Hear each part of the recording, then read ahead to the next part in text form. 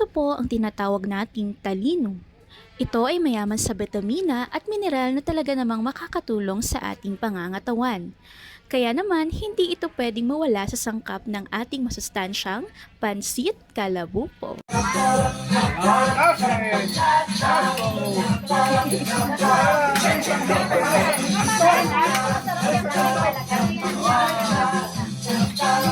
Ay, pahiram muna.